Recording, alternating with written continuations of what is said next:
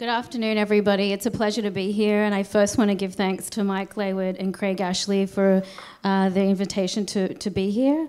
I'm going to try and give a 20-minute presentation. I have billions and squillions of slides, so I'm going to be quick. But hopefully, if there's time afterwards, we'll have, in the Q&A, we can always go back to some of that material. So in the last 4 or 5 years, I've been a very active curator. I'm a PhD student, but I'm also curating, and I'm focusing on disability-related subject matter. So up here on the screen is a listing of just 7 of the 9 exhibitions that I've already curated, with several more on the way over the next few years.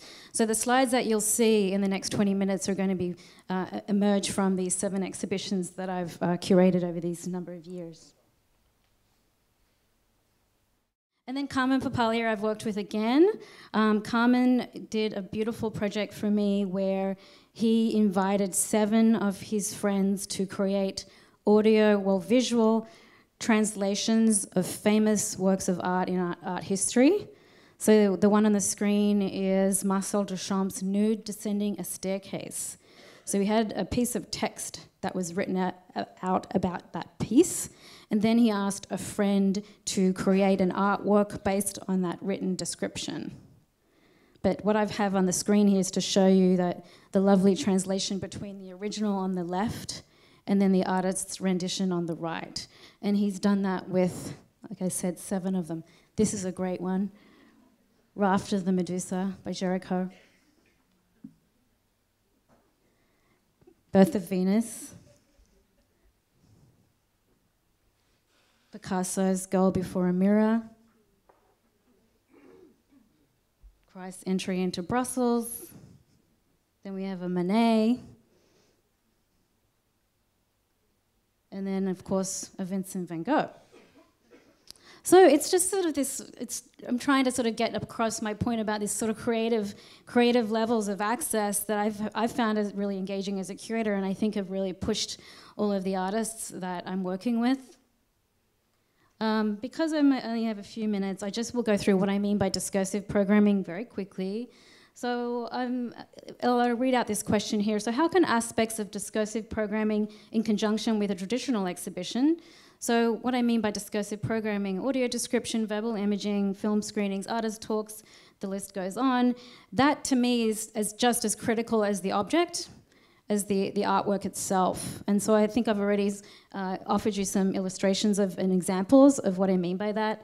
But it's, you know, the performances. Here's Christine Sun Kim performing for me in 2012. Film screenings, and you know, the point is that the opportunity to have the artist present to give their perspectives is really crucial, I think, especially when disability-based exhibitions, where there's such a level of embedded misunderstanding. And even though as a curator I'm trying so hard to think about disability critically, I can't ever really control what my audience will continue to think, and I've had some really interesting reviews where people just still aren't able to access that information clearly. They still walk away with really reductive attitudes, but I just continue to try through the artists, especially in their work. So we have lectures and Carmen's walk yet again here, and of course spending time with students. I've been invited into classrooms frequently. What you see on the screen now here is a written audio description by Catherine Aronello. Catherine was a really interesting example of an artist who had never done audio description before, and she admitted to me she was a little nervous to do it, but she wanted to try, and I think that that's important, that again, that I'm getting the artists to directly engage in modes of access. And this is an example of another artist who was interested in the visual representations of the ramp, whatever the ramp is, how the ramp is being used in public space. And this was on my Crippling Cyberspace website, and I said to Sarah Hendren, who has this website called Slope Intercept, why don't you think about other modes of representing the ramp other than the visual? And so then she created, of course, a sound piece of ramps, which is on this website. So it's trying to get the artist to push beyond their typical frames of representation and perception, and through the multisensorial. Am I going for time? 2 minutes? 2 minutes? Okay. So, giving you all these examples, artist talks, etc. I think I'll just go to the... This is a good one. I have written an article recently called From Outsider to Participant, Developmentally Disabled Dialogue and Socially Engaged Art.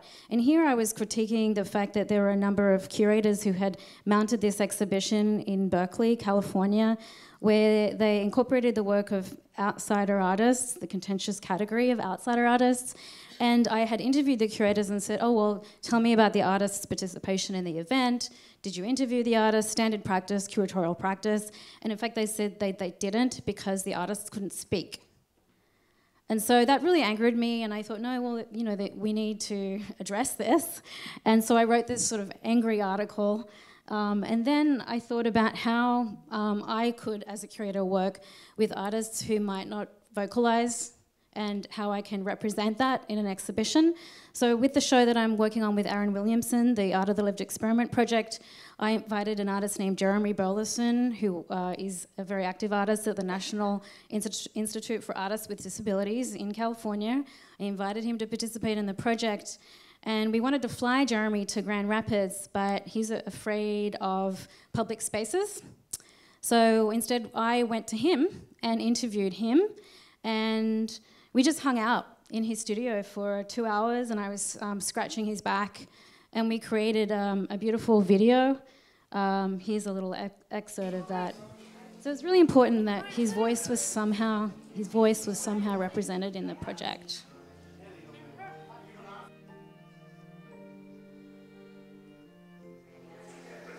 I'm Amanda Cachia, and I'm the co-curator of the Art of the Lived Experiment exhibition here in Grand Rapids. And I don't know if this is going to work.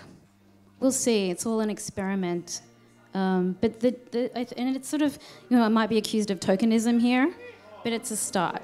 And I feel that that's the way with a lot of the work that I'm doing, of course. To introduce and work with the artist Jeremy Burleson. I think I'm going to end it there. Thank you very much.